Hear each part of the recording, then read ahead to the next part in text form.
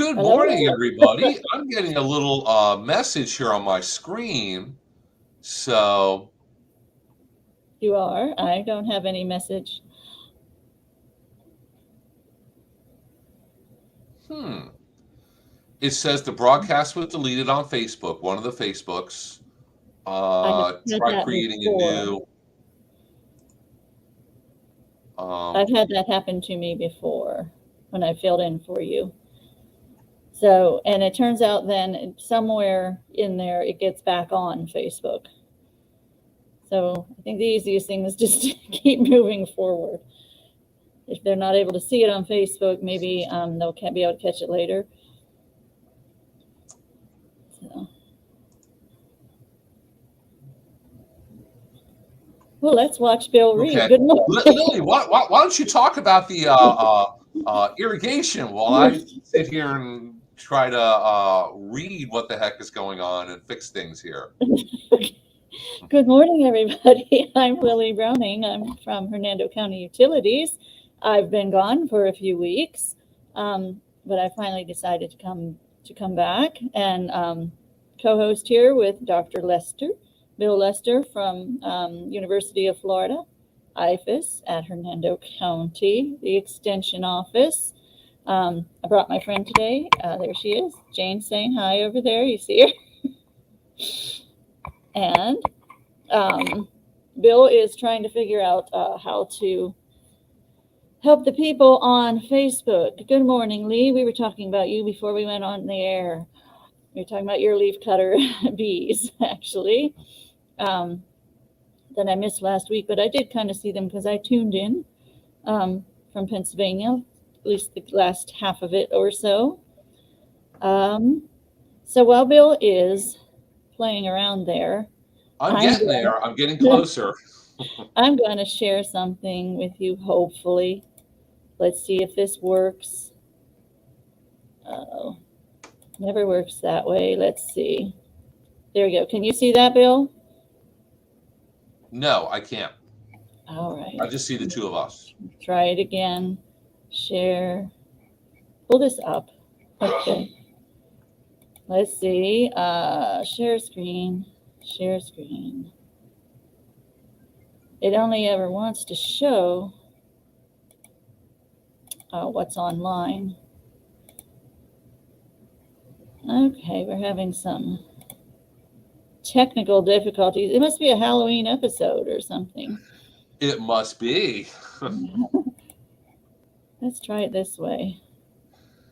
Hey, it looks like we're Yeah. live on all the different channels that we should be live on. So, Okay. Super. Share. Share screen. Share screen. You can't see that, can you? no, ma'am. All right. Well, we'll just talk about it then.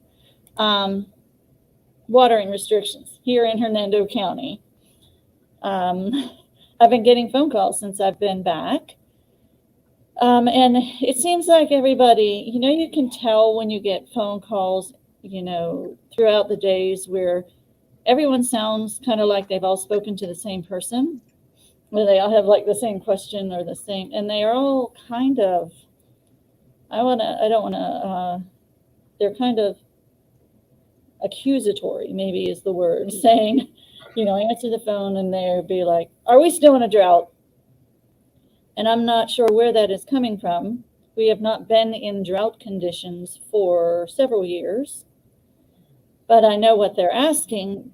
Really, they're asking, why are we on 1 day a week watering? They still have in their mind, someone is out there telling them that the county is forcing them to be on 1 day a week watering because the county says we're in a drought. No, the county doesn't say we're in a drought. And in fact, we don't ever say we're in a drought until the Water Management District tells us we are under drought conditions. But we are under 1 day a week watering forever. That is our state of being.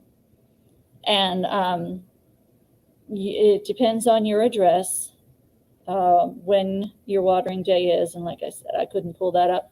I don't know how to work with this particular format here. if your address ends in 0 or 1, it's Monday. 2 or 3, it's Tuesday. Kind of goes on from there. For those folks who are listening from Hernando County, and you may water before 6 a.m. or, I'm sorry, before 8 a.m. or after 6 p.m. When would you suggest watering, Dr. Lester, if given those time frames? As close to before sunrise as you can. Perfect. There we So go. you need to figure how long does it take to run all your zones, the whole thing, zone 1, 2, 3, however many zones you have. How long does the whole thing take? And then sit there and look at the clock and move back from 8 a.m. Or I would do back from 7:30 because I don't I want would too. be Yeah, still just to running be at safe. 8:01 and code enforcement drives by and sees it's still running. You want to give yourself We a knew little somebody. Remember, we cushion. went and visited a home where she got caught at 8:15, and it was because she hadn't changed her clock when the time changed. Time change. Yep, time change catches Yes. everybody, I think. And I just also want to remind everyone, especially for those who are moving in and around what I think is the most popular growing area in Hernando County, where I happen to live, in the Royal Highlands. We all have wells. Are we under watering restrictions, Dr. Lester, with our private wells? Yes, everybody is, no matter where you get your water from. If you have in-ground irrigation system, you are under watering restrictions. Exactly. And then some people who are very, very diligent, they kind of take it more extreme than it needs to be. You just reminded me when you said that. These watering restrictions are for an automatic irrigation system watering your lawn. You can stand with a hose in your hand watering your flower beds, pretty much at any time. You can use micro irrigation. You can use a soaker hose on those bedding areas. You are allowed to water your vegetable garden as necessary. So this is for an automatic irrigation system, or even a hose and sprinkler irrigation system watering your lawn. And even if you have a private well, you're under the same watering restrictions. Why? Because we're all taking it from the same place, the Floridan aquifer. And as I've explained in classes before, if everyone on our municipal system, decided, well, it's Monday, I feel like watering today, and then everyone with a private well also did the same thing, that's going to be a lot of stress and a lot of draining of our aquifer. So what we're trying to do is kind of equal out when when the water is being taken out of the aquifer as best as we can. And with saying that, I do have someone who just stopped by, and they said they were going to stop by and see me, but they need to get going. It's actually a coworker, but they have a question, and they brought a sample in. And all that she told me is she has a tree gone bad. I haven't really got to notice it or pay attention to it. So do you have your sample ready? Let's let her get it together. I don't know what's going on here.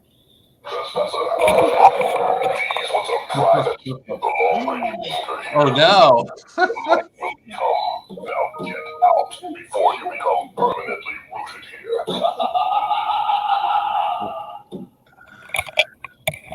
What do you think we need to do about that tree gone bad, Dr. Lester? I say that one, you need to give it the axe.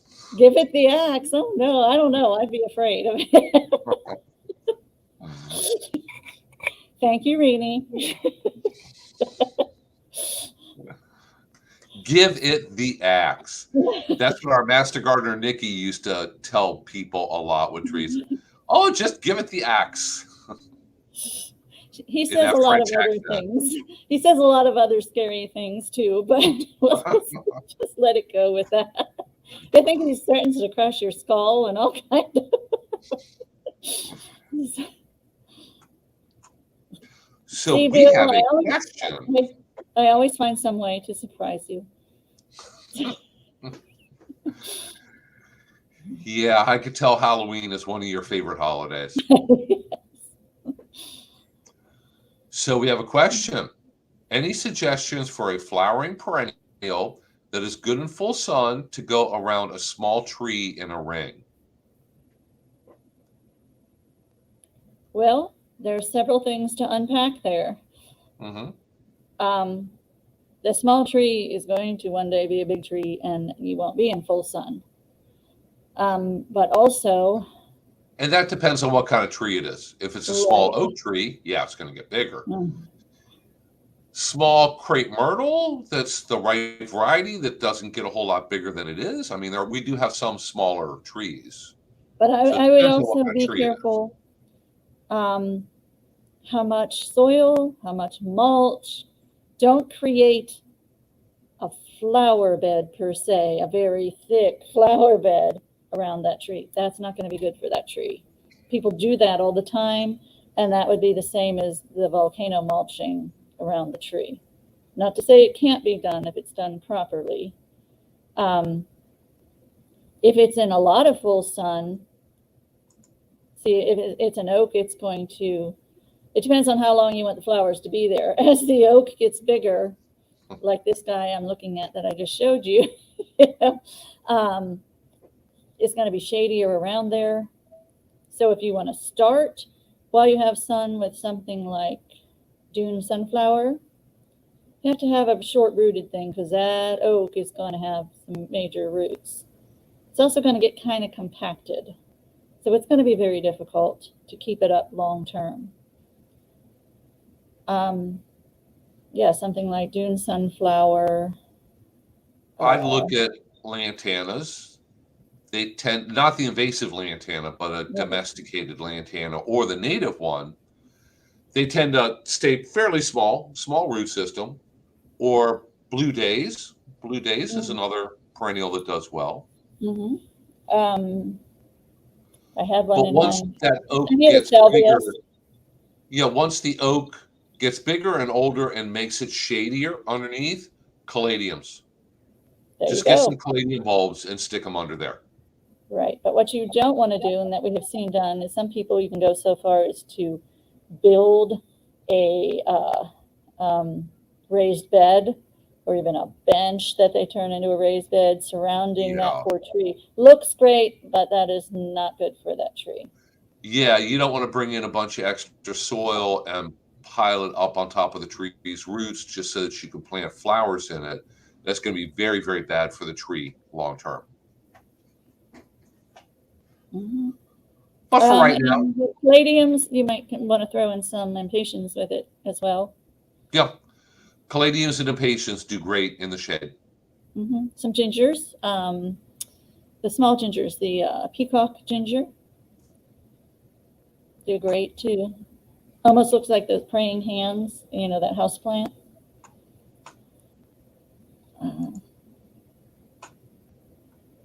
Okay, Lily, I have a question for you. You always have a question for me when you don't know the answer. Okay, Tari, I think I'm pronouncing that correctly, says, "Good morning. I planted native coral honeysuckle last year and it suddenly started dying back. It is not in full sun, but did well enough until a few weeks back. Any suggestions or thoughts on what might be happening and how we can nurse it back?" I know coral honeysuckle is generally a full sun kind of plant. It's going to do best in full sun. Does it go back for the season? Is it going back because the days are getting shorter? Could be. I have to ask someone who actually has some coral honeysuckle. I've been meaning to get some. I don't have any, so I don't know if they're, probably depending on where they are, if they're just going to keep on going all year long, or if they kind of, take a rest during this time. I know while I was gone, I don't know, approximately 11 days, maybe longer. It did not rain at all while I was gone. I am very disappointed in you, Bill, that you did not have it rain at least once or twice while I was gone. You were supposed to keep an eye on that. And No, it's been dry until today, really. yeah. So my wildflowers, they were showing it when I got back. But some of them were already going to be, done for the season. I had those beautiful volunteer zinnias just come up on their own in my front bed, and obviously not on their own. I must have thrown the seeds there at some point. They were fried when I got back. But the other, the salvias, because they're kind of more dry tolerant, they were doing a lot better. The sages. But what I have in my back bed, some of the, the Gaillardia's on its way out, and that's fine. It's supposed to be doing that, and I'm letting it just reseed itself all over. But what's coming up now is my narrow leaf sunflower is coming up like gangbusters. It's perfect for this time of year because the actual plants look a little bit like Cousin It. And then it's also called swamp sunflower, although mine isn't in a very wet area, and they're just busting with all their yellow blooms.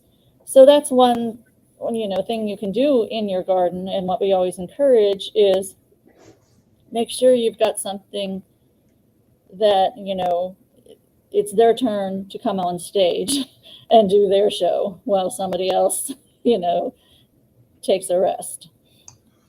Well, I checked, and coral honeysuckle vines in Central and South Florida are generally evergreen, which means they're not going to drop their leaves. In North Florida, they generally drop their leaves, but they survive the winter, and then they perk up and start to grow again and leaf out again in the spring. So it depends on exactly where you live, because even, when you say Central Florida, Ocala is Central Florida, Kissimmee is real Central close to north. And there's quite a bit of difference there. So it depends on exactly where you live, whether it's going to drop all its leaves, a few leaves. But I think if there's any way that you could move it to more of a full sun location long term, it's going to do the best. Because once they get going, once you plant one and it's going and established, very, very low maintenance. You might have to prune it. You're going to have to clean it up in the spring. It's going to look rough after a long, cold winter. But other than that, a very low maintenance, carefree kind of plant. And our plants underneath oak trees question asker says, thanks, I love caladiums. I do too. Gosh, there's like hundreds of different kinds of caladiums you can get too. And you plant them once, and they come up in the spring, and they look pretty. They really brighten up a shady area. Mm-hmm. The fall, they go away. They disappear for the winter. You never have to do anything to them. They completely take care of themselves. And eventually, as the oak gets bigger, you might want to consider some azaleas to put under there. But wait until the oak is a good size. Don't make it a competition between the two. Yeah, because it's hard to get. I get a lot of questions with azaleas, and what usually is the issue is this a new house? They have azaleas planted up against the house as a foundation planting, and it might be on the east side or the south side of the house. Azaleas don't like a lot of sun, and they keep coming out with these new varieties and types of azaleas. They say that they tolerate more sun or full sun. Tolerate just means that it dies slower. Yeah. They're never going to thrive. And I ask people, they do. You still need to put them in the shade. What I notice that they do is that they just bloom all year rather than just in February and March, But yeah, they still need the same kind of conditions. My son in one of his houses in Virginia has some dwarf ones that they put as a foundation plant in front of their house, and those things just bloom all the time. But their neighbor has a massively huge oak tree, so they're getting some good shade there.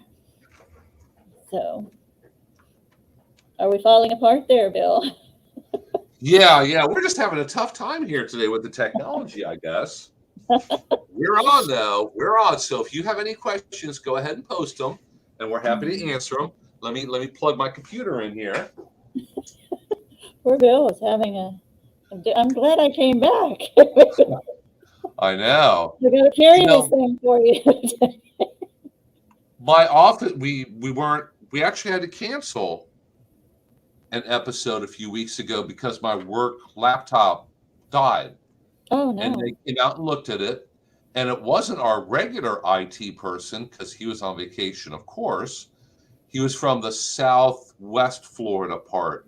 Great guy, came up here like the next day and looked at it. It has a burned out board, has to be replaced. The Hewlett Packard technician has to come in and do it. But the part's out of stock. So Of every course. 3 days, they send me an email saying it's still out of stock. We're still looking. Yeah. Still out of stock. We're still looking. I don't know There's whether. all kind of interesting things we have to put up with whatever's going on and the broken link in the supply chain. I'm not an expert, but I'm fairly confident, given my travels up and down the East Coast via vehicle, that it's not in the trucks because there's still plenty out there. So, not sure what's going on there, but there are interesting things we do have to wait for. Even things I think I told you a few weeks ago, like mulch. We tried to get like a truckload of pine bark mulch, my husband and I, and we're told that the storms and stuff that went through Mississippi and Louisiana, where a lot of it's coming from, that the mulch and the trees weren't accessible. But I think it was also a staffing issue, probably a combination of those things. So with what we were doing, we were actually just kind of widening a little space beyond our driveway, and we ended up just using rock. Because it's not a plant bed, it's just to park a car on. So Yeah, we had issues a while back with black plastic 1 gallon pots at the nursery. They said if you pay in advance, you go to the front of the line, you'll have them within 30 days. Otherwise, it might take a few months. So we paid in advance and got them. And then last spring, there was a shortage of Bahia grass seeds. They're hard to find. And I don't know why.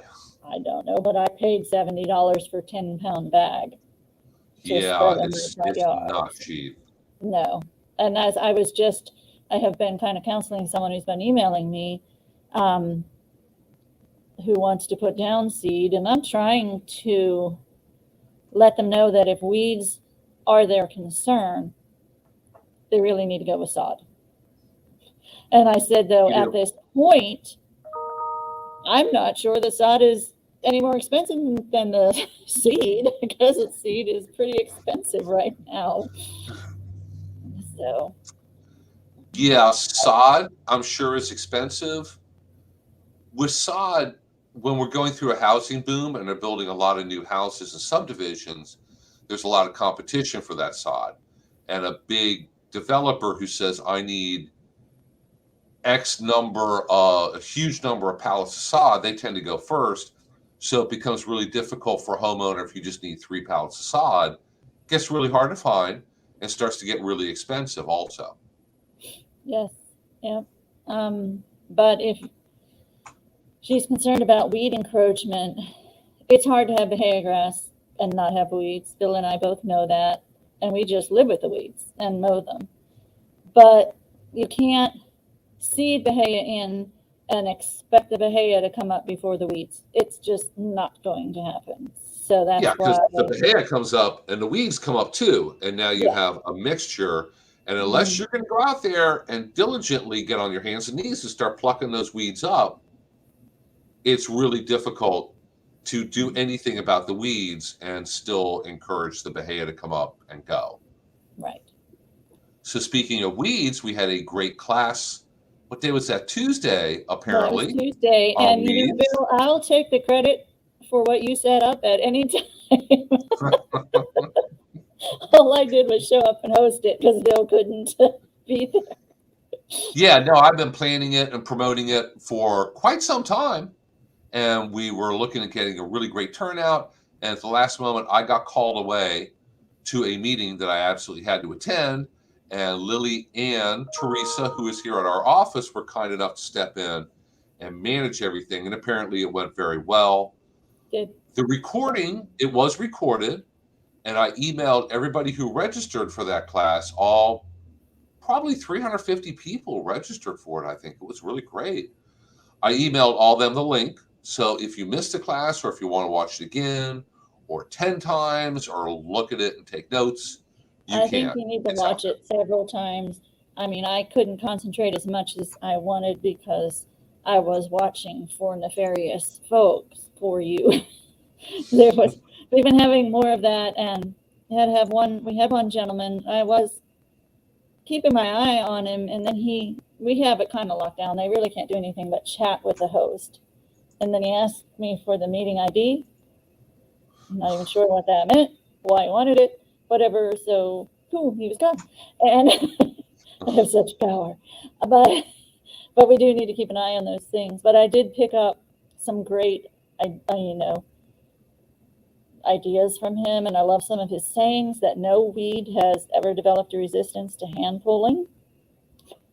And I did see that Cindy was there, and I think I told you that a lot of our regulars were there, and Cindy was one of them.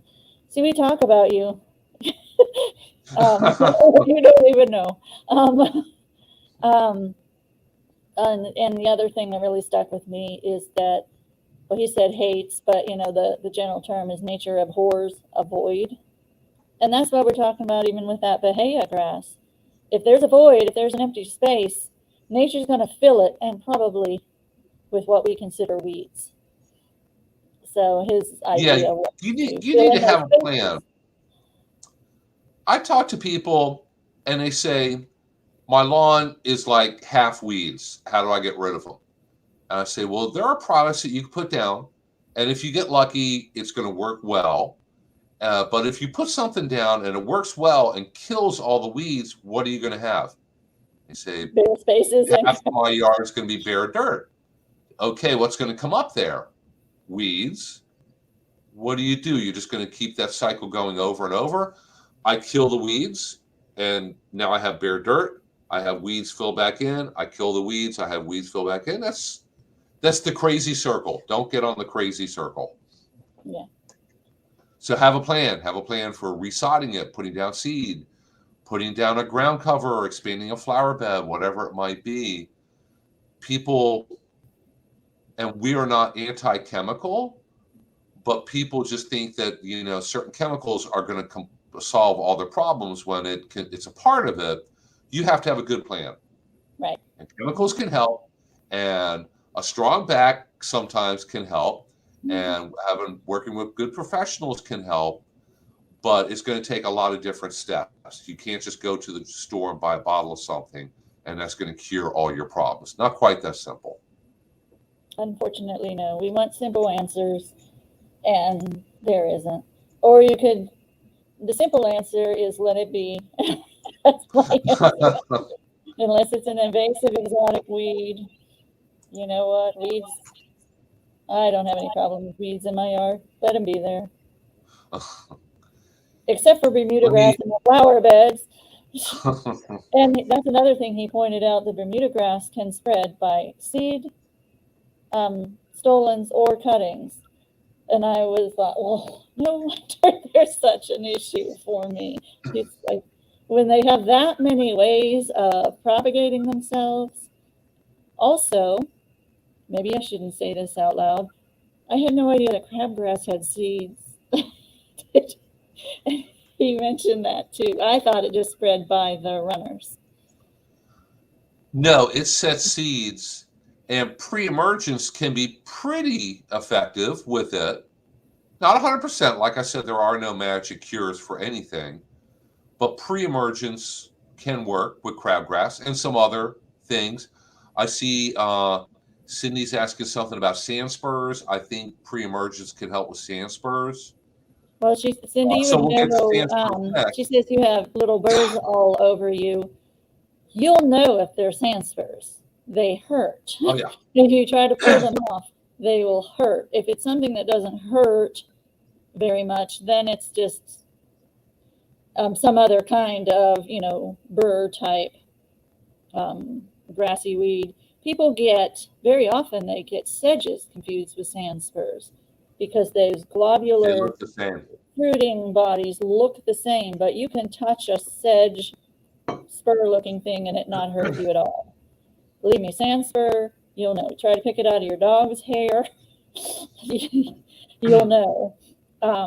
They actually hurt, and that is one I do work on pulling the sand, as soon as they're showing. Also, sedges are darker green, but they're more like an umbrella with all those little globular fruiting bodies on it. A sand spur has a straight line of them. My husband can tell you about that. The native Floridian, they would grow really, really, really tall in the fields, and those kids would use them as whips on each other. It's horrible. I do, when I see the sand spurs starting to get those burrs, I really do pull those wherever I can find them. Little flat things, the weed looks like a star, then that's something else. Hitchhikers is what we call those. Yeah. Could also, little daisies. We know what she has, Bill. You have Spanish needle. Oh, yeah. Biden's Alba. Those will put those two things on you, those sticky things that are like all in a line, or it'll stick like little straight sticker things, but they don't hurt. They're just annoying. Yeah, they just get stuck on your clothes and on your pets, but they're not going to poke you or damage you.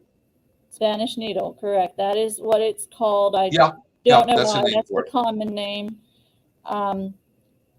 That's the plant that I have a love-hate relationship with because it's a native. Let's put that out there. It's a native weed.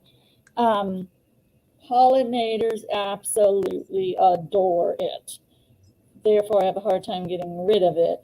But if it's somewhere where you're going to brush up against it, especially this time of year, or your dog is, then it's going to be a pain to have all those all over you. Remember I sent you those pictures, Bill, of the Dutchman's pipe to see if it's the invasive type or not? Yes. Growing on my crepe myrtle, which is very close to some Biden's Alba, the Spanish needle. In so doing, I had the stickers and stuff all over me. Yeah, those plants set a lot of seeds this time of year, like very, very late summer, early fall. I have them in my backyard. I have a love-hate relationship with them also. This time of year, all you have to do is brush up against it, and you have a million of those seeds all over your arm. Beekeepers love it, though. It's a very important food source for honeybees and other pollinators, especially, this time of year when there's not a whole lot else flowering. So bees love it. See, here's the name. I'll explain the Latin name. Bi means two, dens, like dentures, dental, teeth. So the flowers have like two little, each petal looks like a little tooth. Two teeth. Alba means white. There's your explanation of the Latin name. Oh, okay. I didn't know that. Yeah. But it is in the daisy family. I'm sure it's a composite. It has a composite flower. Yes. Mm-hmm. If you have a large patch of them during the summer, you could just pull up a chair and sit there and look at bees and flies and butterflies and pollinators all day long. You want pictures of pollinators, have that Biden's Alba. If you're a photographer, get a tripod and find a patch of Biden's Alba, and you can sit there and get pictures all day long if you want. Mm-hmm. All the insects and pollinators love it. Last year, when I was finally going to clean it up, because it gets in my front bed, I was going to clean it all out, knowing I wasn't going to eradicate it. It was going to come back. But sure, those seeds. To do that because it was looking ugly and dried out and dead for the season, and out hops a bunny where I was doing it, and I thought she's got a nest in here, therefore I couldn't remove them.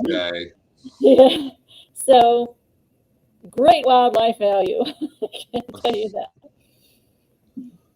So if anybody's wondering what the heck is this picture that I've had up here on the screen for a while, last week when you weren't here with us, Lily, Lee asked questions and sent pictures of her pole bean plants, and she thought that she had leafcutter bees that were damaging the plant.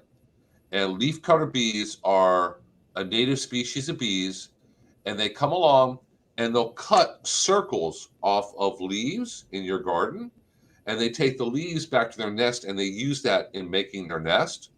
So they don't eat the leaves, it's construction material basically.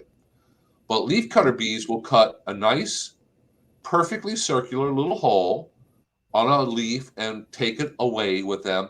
I've never seen them in the wild, and maybe I've seen the damage once where it could have been leafcutter bees. I wasn't really positive.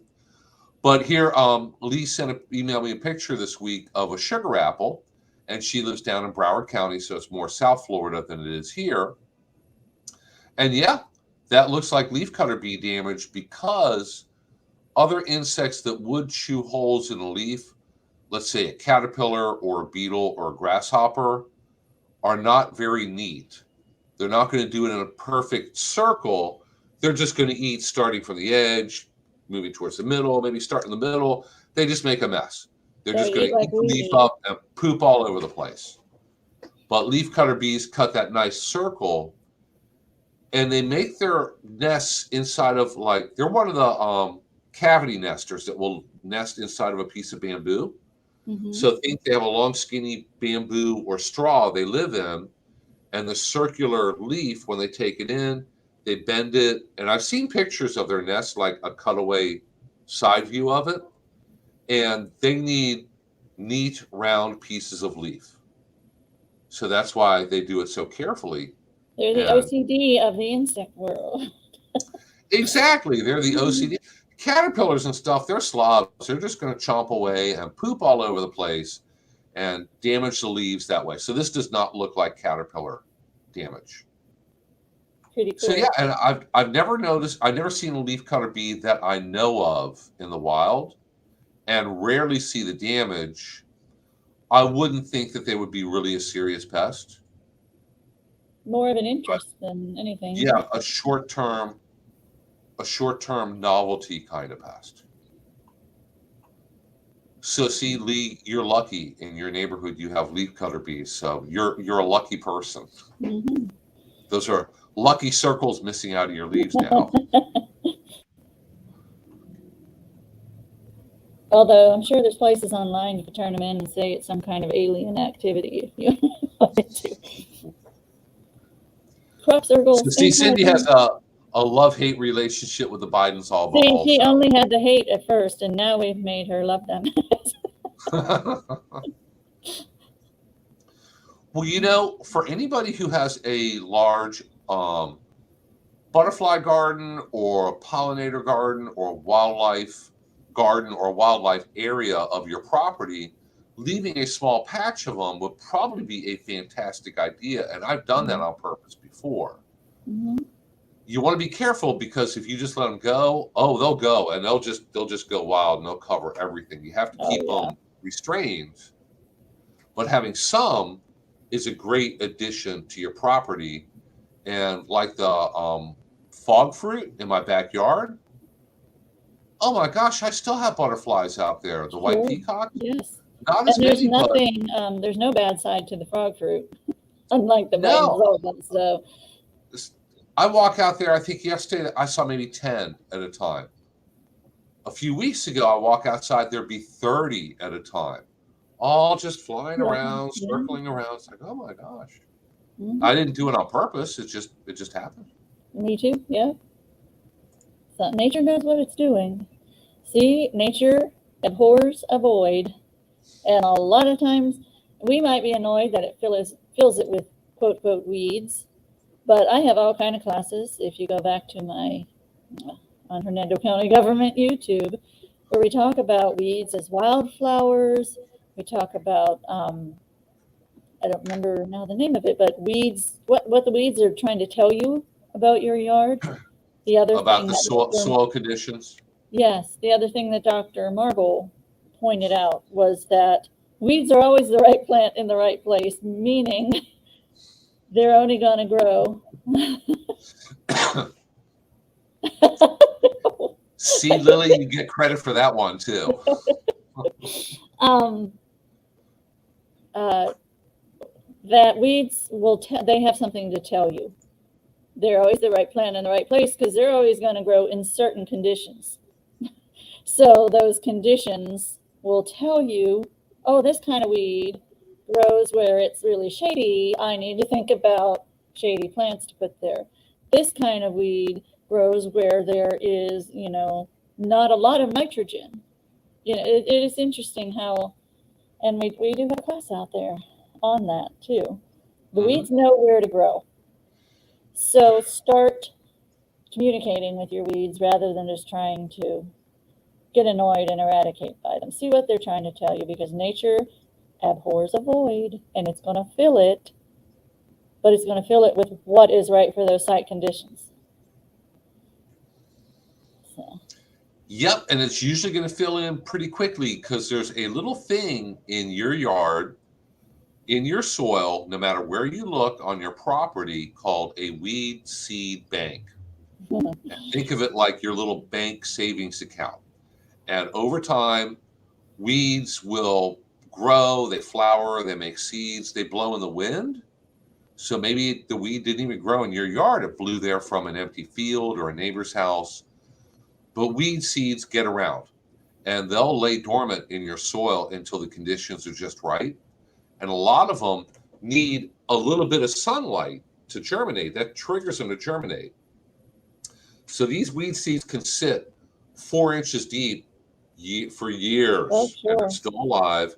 When you turn over the soil in your flower garden, your vegetable garden, or even if you're going to resod your yard, turn the soil over.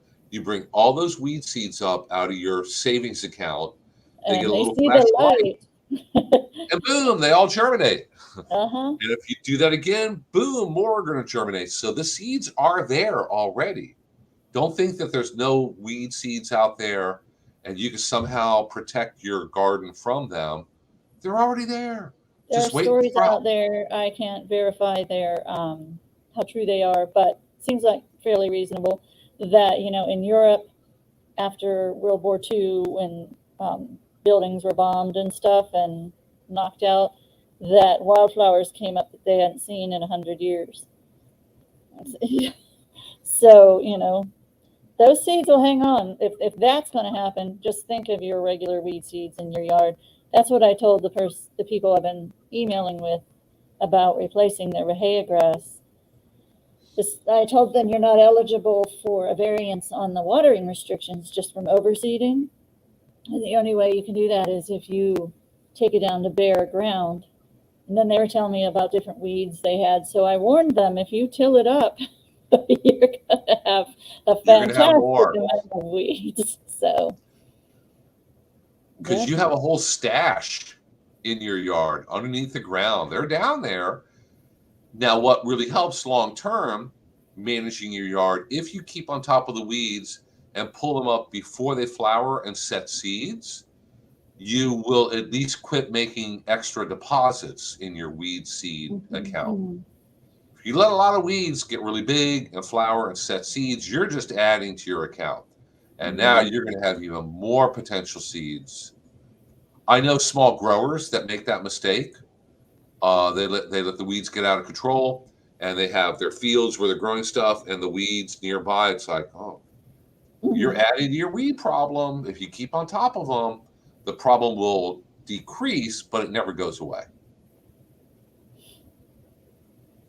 One way that knocks it back for a while is if you clear cut an entire property to build a house and put tons and tons and tons of fill dirt on top of that is completely sterile where hardly anything wants to grow, and then throw turf on top of it. But what is amazing is those weeds will find a way even through that stuff.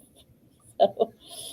Yeah, and if you clear and bring in fill dirt and they dump it, now you may have air potato vine or other invasive plants or trees. Yeah, right. We saw that happen where they dumped some fill dirt recently. It's like, oh, there's air potato vine popping up now. It was in the fill dirt. So, Yes. hey guys, if you have I any know. questions, go ahead and put them in the comments. I need to avoid Broward County. Is that where Lee is? Don't head south. Or I'm going to be pulling a lot of weeds in her house. And Cindy, I do want to assure you, one day you will find a sand spur and you will say, ah, yeah, that's a sand spur. Yeah, and we got a few questions about sand spurs here at the office recently. So very quickly, how you want to deal with sand spurs. How you don't want to deal with them is have them come up in your yard. They grow off because they pop, they emerge, they sprout and come up in the spring, grow all summer long. They flower, very, very small flowers, but they do flower. And then late in the summer, they set the seeds, the little spurs, the little pointy things. If you step on them in your barefoot, it hurts and it sticks in you. The way you don't want to deal with it is start thinking about them or calling us up and asking us what to do about them now. This is not the time of the year to deal with them. Track back, if you go all the way back to spring, if you have a lot of sand spurs, you could try putting down a pre-emergent herbicide. There's a number of them that are going to work and help reduce the number of sand spurs that come up. And I've talked to people who said they diligently went out there and hand pulled them out of their yard starting in the spring when they first come up, when they're little, before they flower, before they make the little sharp sand spurs. And they diligently pick them up. And I've talked to several people that says it takes about 2 years. I got rid of all of them. And you're not going to get that kind of success with just spraying chemicals. It's probably going to take some manual physical labor too. But probably if you combine a pre-emergent and physical removal, learn what they look like, go out there in the spring, pull up as many as you possibly can, you're going to see the number of sand spurs go down.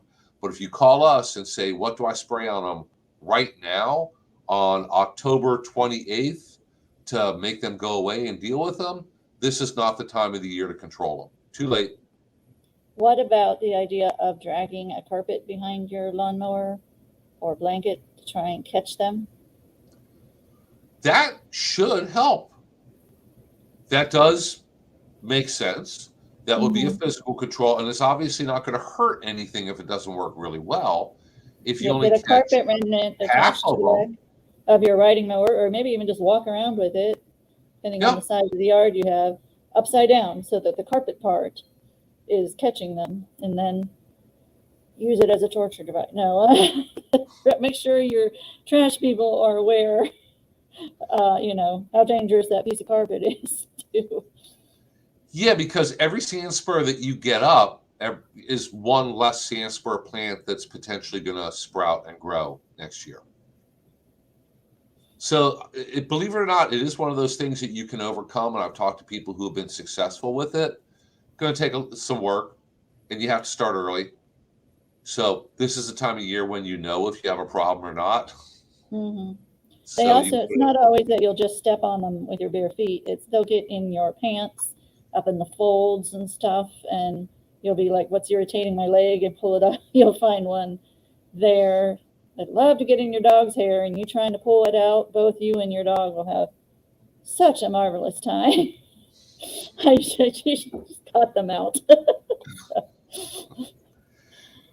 Yeah, and Cindy said previous owners put landscaping stones in all the beds. And when she moved in, she let everything grow a little bit before removing the stones. Yeah, I mean, when you buy a new house, move to a new property, there's all kinds of surprises there. Who knows what's there? And we get photos and questions and calls, and there's some pretty amazing things will pop up in people's yards. Mm-hmm. Yep. Oh, I should have taken a picture. Right before I left, I had a surprise up in my flower bed. So it's not too sad that I knew the zinnias that came up as a surprise would just be an annual. I didn't know what it was, but I was watching it and I was asking it, are you a good witch or are you a bad witch? And when it got to a certain size, I was able to get some help to ID it. It's a native poinsettia in the Forbiaceae family coming up. Now I forgot the name of it. Red leaf, something like that. Is it the native poinsettia Yeah.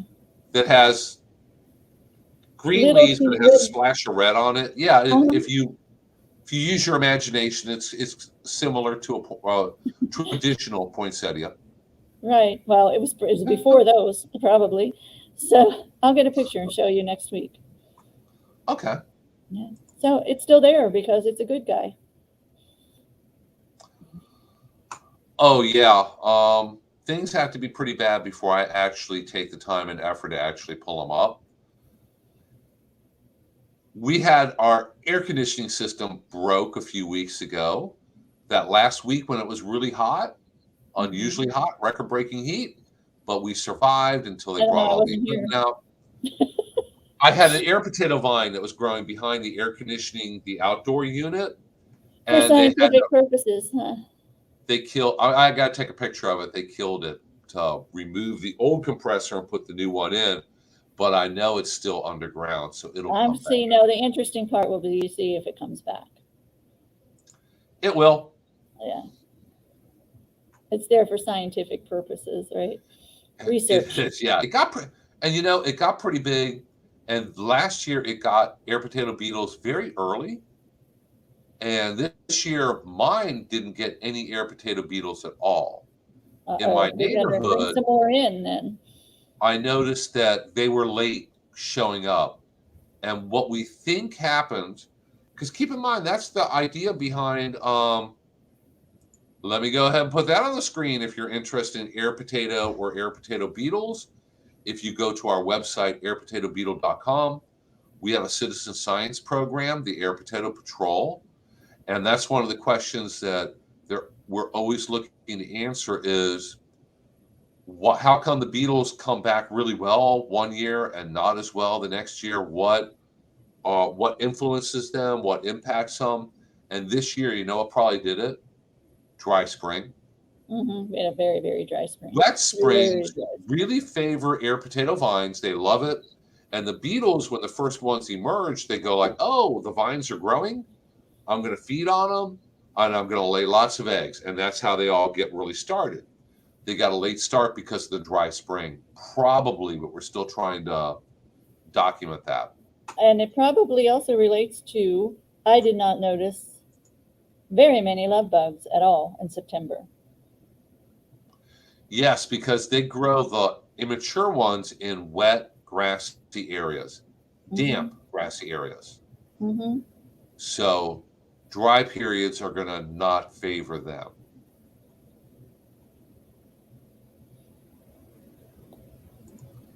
What else do I have to show here? Our Master Gardener Nursery.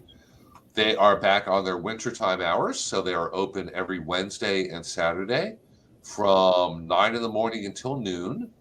Now that it's not 120 degrees outside every day. And they have a great selection of Florida native plants, Florida friendly plants. They're very careful to not be selling any invasive plants or things that are not going to do well here in Central Florida. We try to stay away from apples and South Florida palms and things that are beautiful plants, but are probably not going to do well here. They're probably either going to burn up in the summer or they're going to freeze in the winter. So I brought home some beautiful hydrangeas from Pennsylvania. how do you think they're going to do? They're going to do just fine because they're just the flowers and they're dried. I put them picture on my table. So if you had hydrangeas from up north, the plants, they're going to get fungus. They're going to get a lot of leaf spot fungus. They're going to get probably Cercospora. That's kind of a purplish spots on the leaves. They don't do well here. Now, oak leaf hydrangea, the native, does fine.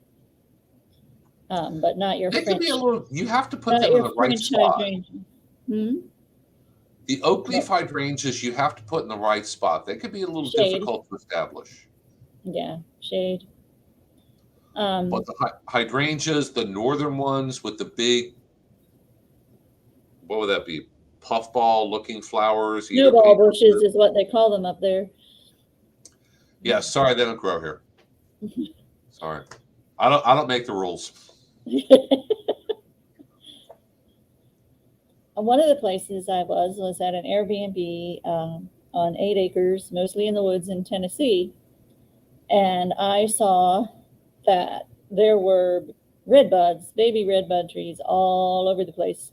It'd be interesting to go back in spring and see if they're blooming and how well they're doing, because they used to do well here in Hernando County, and I think they went the way of the dogwoods in that we're getting just a few degrees too warm for them. We were at the bottom of their zone anyway, and now 1 or 2 degrees is pushing that zone higher up. That's my anecdotal opinion. Well, it's funny because they'll still survive here and still do well, but many of them don't do well. So as soon as we come out here and say you can't grow redbuds in Hernando County, I'm gonna have people blowing up my email inbox saying, well, I can. And I mean, we even have 2 at the nursery. They'll look fine. But I know that a number of them die every summer. And it's during the summer when I get the emails and phone calls and pictures. So they can be difficult to grow. So we don't not recommend them, but we caution people. You can plant it correctly. You can put it in the correct spot in your yard. You can have everything else correct, and it may not be successful long term. And dogwoods, we are at the very edge of dogwood world, and there is a native species of dogwoods, and I'm sure there's Floridana. It should grow in Florida. It's Floridana. Yeah, I'm sure there's a few in the woods, but boy, everybody I know who deliberately buys and plants and tries to grow a dogwood, that never works out well, it seems like. And you think you're seeing them in the spring, but in the woods, but what you're probably seeing is the Chickasaw plum. The Chickasaw plums and Walther's viburnum. Mm-hmm. They both get little white flowers. So when you're driving down the highway, the things alongside of the highway that are flowering are going to be those 2. Yeah. And what I also saw in that cabin, something I want to, when I have time to repeat, is in her woods, she created like a room out of just one old piece of picket fence, and then used like shrubs and trees around the rest, and has a little table and chairs in there and a hammock and everything. And so I've been thinking how I can do that in my wooded lot. And I thought I could line it out with beautyberry bushes and make it like a little room to go in. And in the winter, it won't have any leaves or anything, but it'll still be a cool, to go in there. I'm not sure about the hammock, but it being Florida, it might get icky quickly. But I could have a bench and a table and chairs. It's something just kind of cool to think about. Yeah.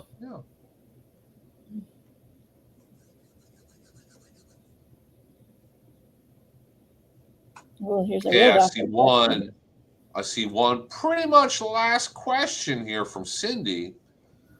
She said her neighbor has a rash, and the doctor said it could be from her palm tree. She was trimming it. It's a short one with 3 trunks. Have you ever heard of getting a rash from palm trees? That's probably, if it's one of the short ones with 3 trunks, it's probably a Robolini palm. And, technically Robolini palms don't get 3 trunks. What that is they take 3 Robolini palm plants when they're little, stick them in a pot, stick them right up next to each other, and when they grow as one clump. Years ago they figured this looks great. It's a small palm. If we put just one in, it's going to look kind of lonely. Let's jam 3 together and sell it that way. And they freeze every year up here. Yeah. They get a lot of cold damage here in Hernando County and further north of here, but I think Cindy's in Perennials. So they should do fine in Perennials. I've never heard of that, but different people have different sensitivities to different plants and things growing outside. And I know this because I have a Robolini. They have sharp thorns. And whenever you're dealing with a palm, whether it's a Robellini or trimming a palm tree where it has either Washingtonias with the sharp teeth or Sylvester palms with the really long spikes, or Robellini palms, which have surprisingly long needle-like thorns on them. If you get poked by them, those thorns are just sitting outside. They're getting rained on. Insects are pooping on them. There's all kinds of bacteria and other stuff on them. So if you get poked by them, you could get an infection. So you want to be careful. Wear gloves. Be very careful. Wear protective equipment. If you're ever trimming palm trees and the leaves have spikes and you're up there with a pole saw or whatever, technically you're supposed to wear a hard hat because you don't want one of them to fall down and poke you in the head. People can and do get nasty infections for that. So we don't generally give out medical information, but just for a health and safety tip for today, be very, very careful trimming palms. If they have spikes or thorns on them, they could be dirty. So keep that in mind if you start getting poked by them. And if you get I've never had a rash from a palm tree, but I'm sure that it's possible. It's a possibility. Sure. Or it could have been something growing on the palm tree. You just don't know. Sure. Or like Buddy says, they just have an allergy to it. Some people have allergies to a lot more things out in the garden. Ooh, Fortunately, I don't. Is it nice and cool in Tallahassee today, Buddy? I bet it is because it's great here.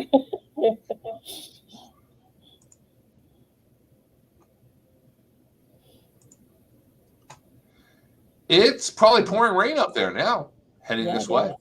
So we had some rain already this morning. Be careful out there. Cindy mentioned, yes, we're getting tornado warnings. Our phones go off. Cool and raining. It happens. Just a watch means the conditions exist wherein a tornado could happen. A warning means there's one in your area. So that's a big difference too. And just you don't have a cellar to run to, but find the most internal room, with no windows, maybe inside a bathtub, something like that, if you are really concerned one is near you. If you don't live live near a train and hear a train, go ahead and seek cover. Yes, be careful out there today, and wherever you live, keep an eye on the weather and the warnings and alerts. And we will both be back here again next Thursday morning at 10 a.m. Wednesday coming up, I have a class. I don't know if you want to join me or not. I don't know if we talked about it. Because I'm revealing your volunteers' secrets. It's called Master Gardener Secrets Revealed. So next Wednesday, I am in Sumter County all day long. That's why I was doing it all by myself. That's why. But I can do it because I've known those gardeners for over 20 years. So I know a lot of their secrets. So join me 10 o'clock Wednesday.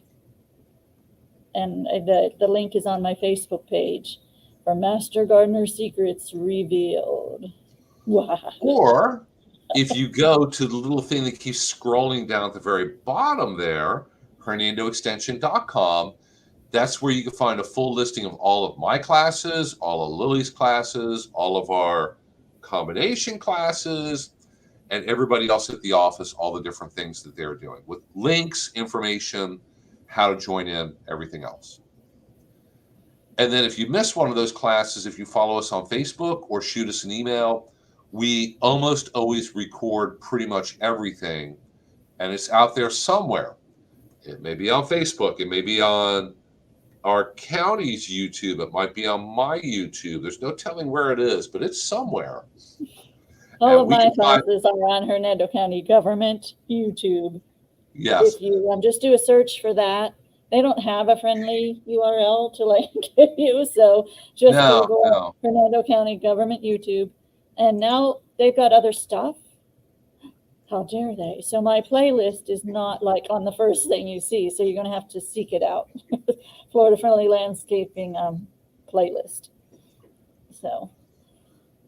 Okay, well, hey, everybody. You guys have a great day and stay safe. And Lee, you have a great weekend also.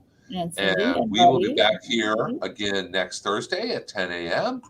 And until then, you guys take care. We'll see you later. All right. Thank you.